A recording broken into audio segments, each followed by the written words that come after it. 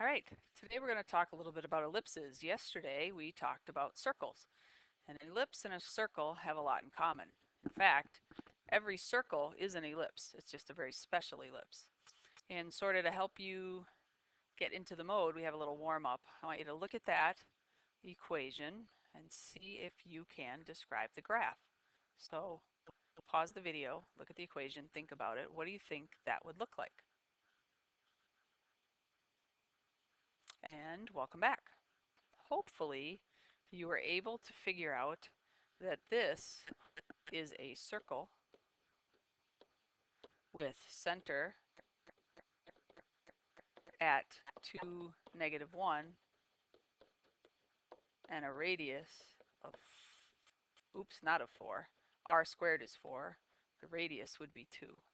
And one way you can think of that is if you multiply both sides of the equation by 4, you multiply all the pieces by 4, we are still balanced. But then those cancel, and I end up with 4 on the other side, and now we have our version of x minus h squared plus y minus k squared is r squared, and from there we can find our center and our radius. So you can think of the 4s here as sort of being horizontal and vertical stretches because they are multiplied or divided in our x and y factors. And that's sort of what a radius does. If you think about a very unit circle, which would be center at 0, 0, and radius of 1, we would have that equation right there. And then the h and k shift us left and right, up and down.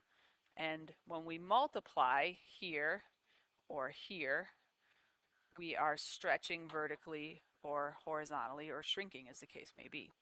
And we'll see that later when we look at equations of this form. Again, here's our conic sections. Today we're going to look at the definition of an ellipse. We're going to hit these new terms, major axis, minor axis, focus, center. You should be able to find those things.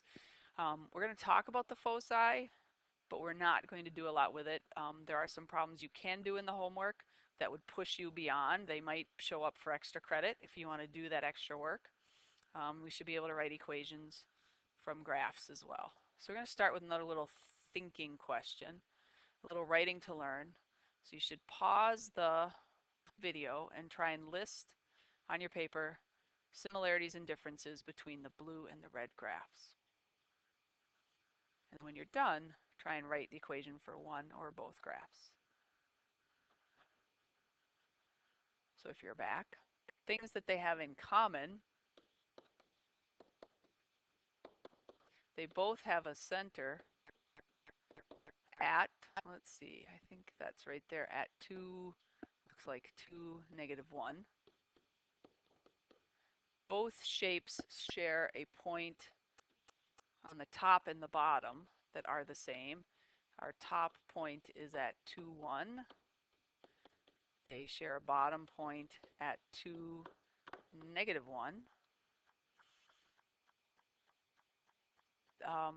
Differences, what is different about them is they have different sides. So one is a circle, that's the red one. And then the blue one is what we call an ellipse. I said that technically the circle is also an ellipse.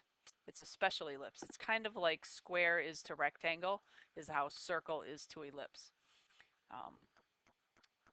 And you'll see more about that later. So they have different shapes overall. Like you can also see they have these different side points. Their sides. Oh, so what's similar is they kind of have a horizontal middle or a vertical middle, sorry, at -1, but they have the left side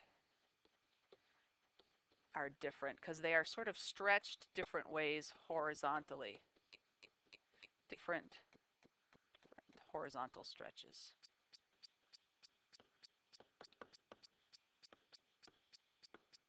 So those are some of the differences. Now, what I would expect you to be able to write the equation for definitely is the red graph, because that is a circle, and you can see we have our center at 2, so we'll do x minus 2 squared. -1, which gives us y minus -1 squared. And my radius also appears to be 2, so that's going to be 2 squared, or 4. The blue one, I know. I don't know if you know yet. If you think you have a guess, write it down. And then later on, you should be able to figure it out by the time we're done. So what is this ellipse? We know the circle is the set of all points the same distance, called the radius, from a given center. An ellipse is similar in that it involves distances from points, but instead of one center point, we have two foci. And the sum of the distances is constant. So if I think of this as D1 and this as D2, that D1 and D2 is the same size as this D1 and this D2. So no matter where I go, I could pick any point on this circle, and if I find the distance, that distance to that focus, and I add it to the distance to the other focus, those are always the same number. And tomorrow in class, I'll do a cool little demonstration where we actually draw it out. But that's what we mean. And so the focus is an important part. And in the applications later on, you'll see that the focus plays a really big role because, as we said, conic sections show up in all kinds of applications. So our general equation for our ellipse is really, really similar to our circle. So our circle is x minus h squared plus y minus k squared is r squared. So, and if I wanted to make it equal to 1, I could divide everything by r squared. What we're going to do differently in the ellipse is we're going to put different numbers under the x part and under the y part, because that's going to make us stretch or shrink sort of from a basic one with a radius of 1. It's going to make us stretch and shrink different directions. So some terminology, the ellipses, if they aren't circles, are longer one way than the other. And that way that's the longest, so from the one side to the left or to the other, we call that the major axis. So the longer way is what's called the major axis, which is kind of like the diameter of a circle. And then we have what's called the minor axis. I'm actually doing this in opposite colors. Oops. The minor axis in this one is up and down, in this one is left and right, because it's the smaller distance end to end. And the length of the axes is sort of like your diameter in a circle. And so then what comes from that is, just like we take not the diameter squared for our circle, we take half the diameter squared. So in this picture right here, the major axis, half of the length of it, that's our A, or this is our A.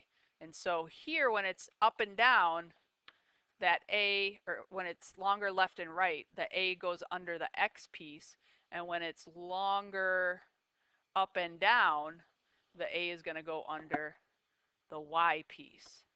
Similarly, when it's shorter up and down, that number goes under the Y piece, and when it's shorter left and right, it goes under the X piece.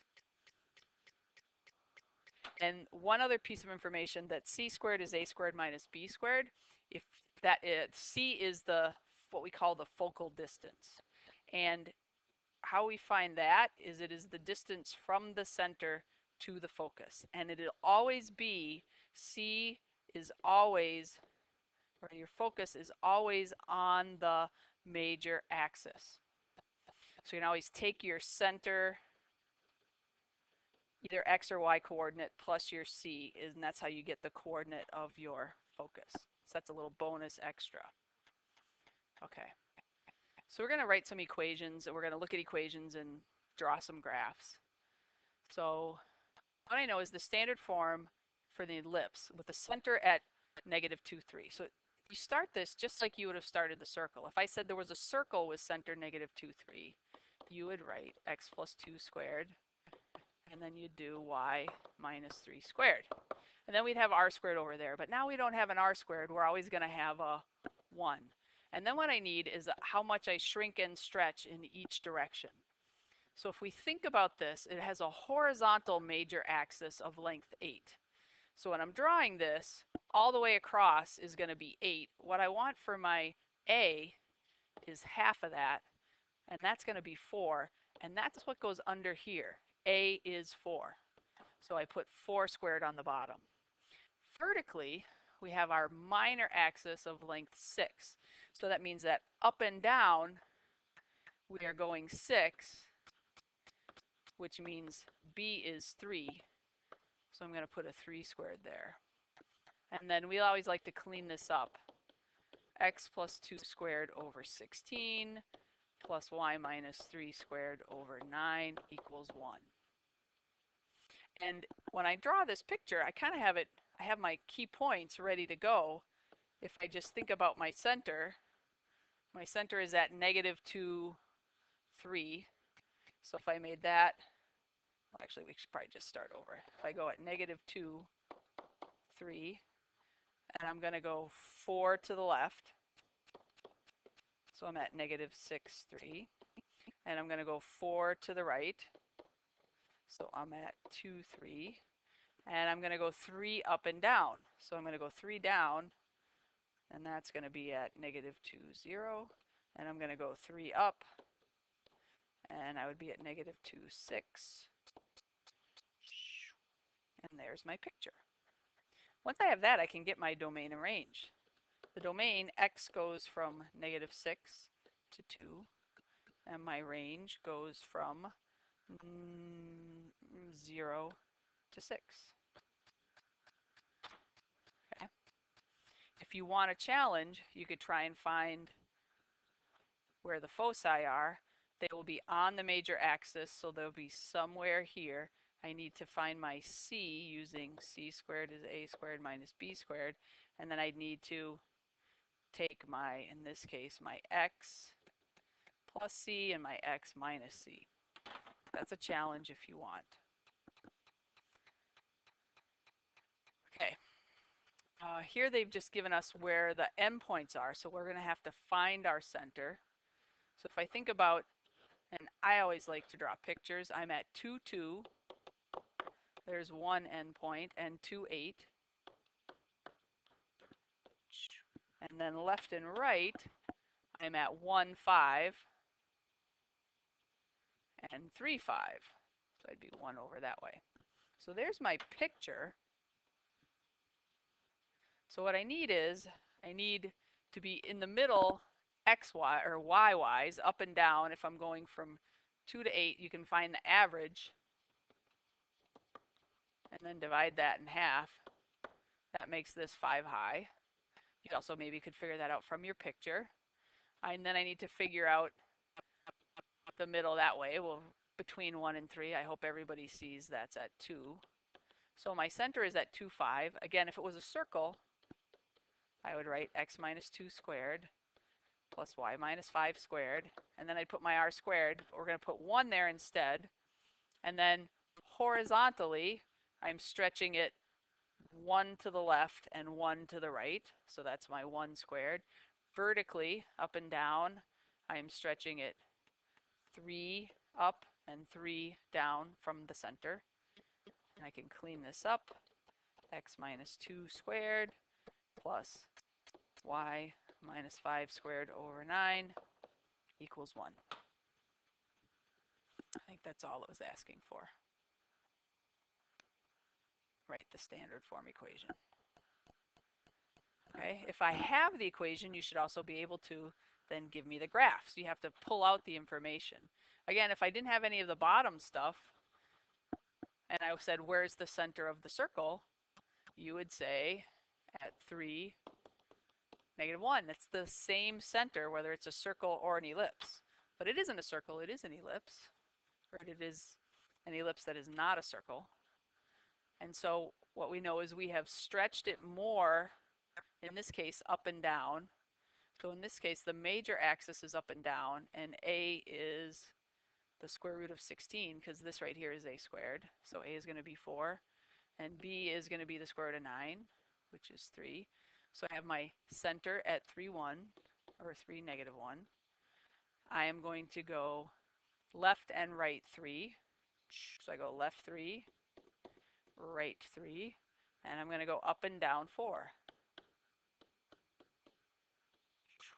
So I either want to be able to, again, when you draw me a graph, I want you to be able to see where those are easily, or you can always label the points. So this is at 3, 3, this is at 3, negative 4, this is at 0, negative 1, and this is at, what, 1, 2, 3, 4, 5, 6, negative 1. This should be at negative 5, sorry, because it's down 4 from negative 1.